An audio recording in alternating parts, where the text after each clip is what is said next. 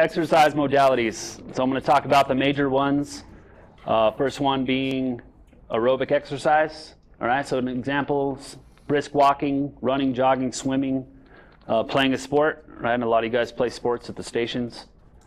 Dancing, I'd like to see more dance-offs going down to the stations. Some break dancing maybe. Tony's got, break dancing competition coming up. Doing chores, right? Raking leaves, pulling weeds, washing cars, washing your trucks. Anything around the station pretty much. All right, benefits of aerobic exercise. All right, we all know that the heart is just like another muscle. Okay, so we have to work it out. It improves the circulatory system, improves our lungs. Aerobic exercise strengthens the heart so it pumps blood more efficiently. And that's where the lower heart rate comes in, the lower resting heart rate. This type of exercise also increases levels of good cholesterol and lowers the levels of bad, which in turn can reduce the buildup of plaque in the arteries. All right? And so aerobic exercise isn't the only thing, like strength workouts will do the same. And you can kind of intertwine a lot of these modalities too. So for example, circuit training, CrossFit type training, aerobic being you're breathing hard, your heart's beating fast, all right? So if you're doing like a CrossFit style workout, you're lifting weights, doing strength, but you're doing it in an efficient amount of time, which is gonna increase your heart rate, increase your respiratory rate as well. So reduced risk of cardiovascular disease, including stroke, lowered risk of type 2 diabetes, lowered blood pressure, and improved blood fat levels. So I know we all hate cardio, right? We're all meatheads, most of us want to lift weights, skip the cardio, and by the time we're done, we want to go home, want to go sit on the couch. So some ways to try to make it fun, all right? Trail running's really fun. I know Station 40, those guys up there, there's some type of trail around the station, those guys can go jog around. If you guys go up to the foothills on your days off, right, the scenery is different. It's just fresh air out there, makes running a little more tolerable. Fartlek running, funny name, I know. Everybody heard the term Tabata? So a Tabata exercise is exercising for 20 seconds and then resting for 10 and repeating over and over. So fartlek's kind of like that. So if you want to get onto a treadmill and just sprint for 20 seconds and then slow it down, walk or jog, or just jump off totally for 10 and then jump back on again for 20. How long? How what? How many reps of that would be? So a typical Tabata workout will be 8 rounds for 4 minutes. So, but you can do it longer. It's just it's only 4 minutes long. So show up for ultimate football, that's 2 hours of all of that. It's funny that we don't play. And there's shit talking at the bottom of that too. What's that? So if you guys want to do that on a street, all right, all you got to do is pick out like a street sign on the road and sprint to that street sign. And then once you get there, just walk or jog, and then pick out another sign, sprint to it as fast as you can. Okay, over and over. Running hills, okay, great workout. Stair running, all right, even stair walking, okay. I had the pleasure of doing the stair climb a couple weeks ago, and I thought it was going to be a walk in the park. That was pretty challenging, so I thought I was going to die. Shit, I thought that walking up 3 stories up to his classroom.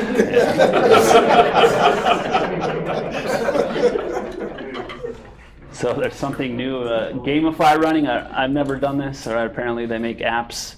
Do you do that? I've done the zombie run in Denver. Yeah. So. For brain.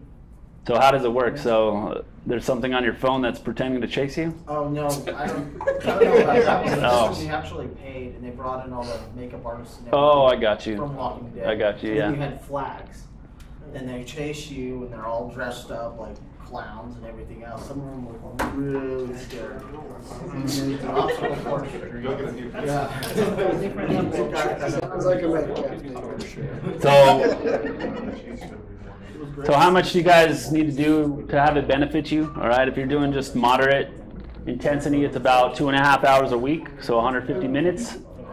If you guys pick up the intensity and do it a little more vigorous, you can lower that time to 1 hour and 15 minutes.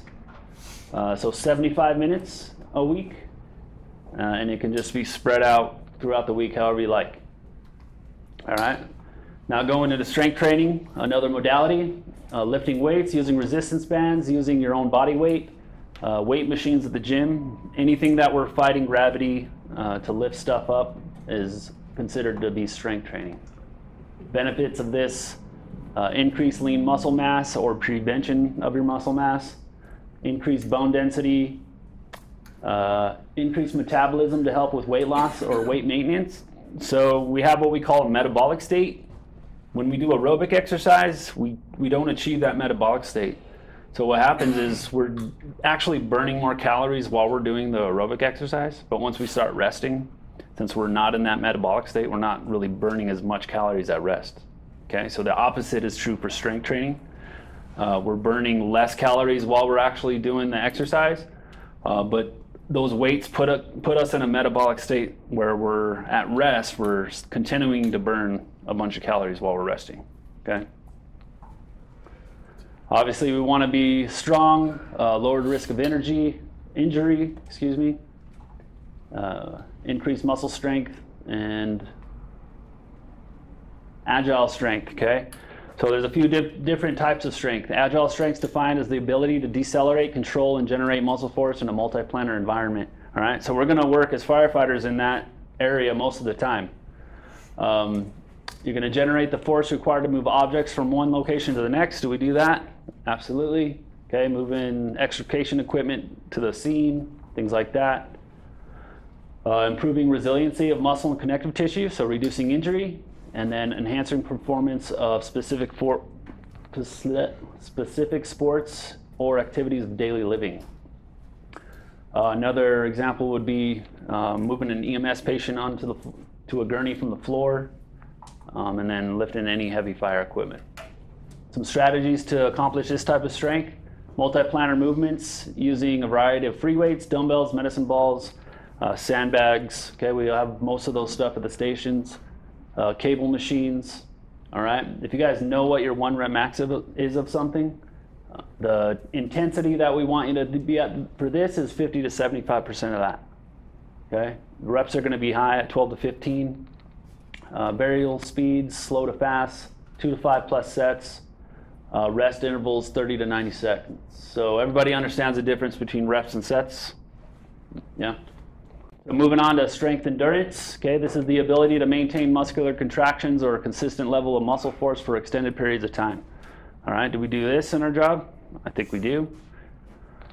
Relies on aerobic efficiency to supply oxygen. Sports specific examples: running a marathon, 10K, triathlons. High volume body training, so really high rep bodybuilding training. Maintain good postural stabilization. All right, so being on a wildland scene, we're out there for a long time. You know, I start getting a sore back. All right, if you have more endurance in our musculature, it's going to prolong that soreness in any muscle that we're using. So, and it creates that postural stabilization. Improves the aerobic capacity of working muscles, so we get more work done in the amount of time. Okay, strategies for this: compound single joint movements. So compound movements is multi-joint, working 2 joints at a time, so like a squat, a bench press, something like that. Single joint is just like it sounds, you're only moving 1 joint at a time, like bicep curls, leg extensions, leg curls, things like that. 10 plus reps, slow to moderate speed, 2 to 5 plus sets, and then 30 to 60 seconds rest. So all these rest intervals are going to be pretty short. And that's just so we can kind of get into that aerobic capacity too and keep our heart rate up. Explosive strength. Okay, this is produce a maximal amount of force in a minimal amount of time. I don't see us doing too much of this in our job. Some exceptions would be if we're on the side of a road on an MVA and a car's coming at us, we have that quick reaction time where we can get out of the way. Same can be said if we're in a structure and some type of collapse is going to happen. We have that quick reaction time and we can move. So some sports specific stuff where explosive strength comes in. Everybody knows the Olympic lifts, the snatch and the clean and jerk. Okay, those are really explosive, heavy lifts. So it improves the speed of motor unit recruitment and improves the resiliency of muscle and connective tissue. So same thing, compound single joint movements, 40 to 75% of your 1 rep max, 1 to 6 reps, so the reps are going to be a little lower, and then we want to do these as fast as possible, so hence the word explosive strength. 2 to 5 plus sets, and then 30 to 90 seconds rest. All right. Lastly, for strength, we got maximum strength, the highest muscle or the highest level of muscle force that can be produced. Powerlifting, squatting, really heavy, deadlifting, heavy bench press. Right? Do we do this in our job? I think so. Right? We've all been on those EMS scenes where we've had pretty large patients. We got to put the patient mover under them. It takes like 3 of us to deadlift them up onto the gurney. Right? It's a maximum strength ability. Increased levels of muscle building hormones. So there's been studies that show lifting heavy increases hormone levels, specifically like testosterone. It helps naturally produce testosterone in our body. Increased bone density, and then improved performance in many sports. So same thing as the other two, compound single joint movements. This one's 90 to 100% of your 1 rep max. We want that maximum effort. Reps are going to be low, 1 to 4, slow to fast for your tempo, right? It's going to feel like we're trying to move it as fast as we can, but obviously it's so heavy that it's going to move slowly. Sets 3 to 4, and then this one's different on the rest. We're going to take 2 to 4 minutes, and that's because we need a maximum recovery so we can have that maximum effort every time we do it. All right, so last modality is flexibility. Flexibility exercises stretch your muscles and may improve your range of motion at your joints. There's 2 types, being dynamic and static stretching. So this is the one everybody forgets, but it's the most important one, right? So it helps reduce injury. A lot of people don't like doing it because it hurts. Obviously, stretching muscles is a little uncomfortable. A lot of us say that we just don't have time or don't want to take the time to do it. A strategy for that, I know most of us watch TV, just plop down on the floor in front of the couch or wherever you sit and just do some stretches while you're watching TV, right? You could knock it out without too much time, and it's not a big time frame out of your day because you're already watching TV. So static stretching, okay, that's just going to be holding a stretch for a certain amount of time. Versus dynamic stretching, it's going to be stretching multiple muscles at once, all right? So the dynamic type of stretching is you're moving, like lunges, arm circle, leg kicks, things like that is considered dynamic. Static is just, holding a quad stretch for 10 to 15 seconds. And then the positive thing on static stretching is if you have an imbalance, you can work on correcting it, okay? So if you have a really tight right quad, you can take more time in that static stretch to try to even it out with your left side. So we all know the benefits: improve flexibility, reduce risk of injury. Static stretches help reduce the asymmetry if we have any. And then, when we have really hard workouts and we're sore, this can help reduce that lactic acid in our body to get rid of. So hopefully shorten the amount of time that we're sore. So putting it all together, really focus on staying mobile, staying flexible to help prevent those injuries. And then as far as PT at the station goes, there can be a leader in the station. It doesn't have to be an officer, all right? But just encourage other people to work out with you. Ben's the leader. So it does a lot of camaraderie. Like we know playing sports, it creates a lot of camaraderie within the crews and stuff like that, which is great. The last thing I want to say is when you guys go work out on shift, just really save your really intense, really heavy lifting days for your days off, all right? And that's because we don't want you to go in there and be so tired because of your workout, you pop a structure fire and you can't do your job, all right? So you can still go in the workout room and get a great workout, just don't deplete yourself where you can't do your job, because that's where we start getting in trouble, right? Cool. Any questions on that stuff? As far as exercises, workouts go, right, a lot of you guys know, like I make programs for you guys, so if you have questions, just shoot me an email and help you guys out the best I can. All right, I think you guys are done.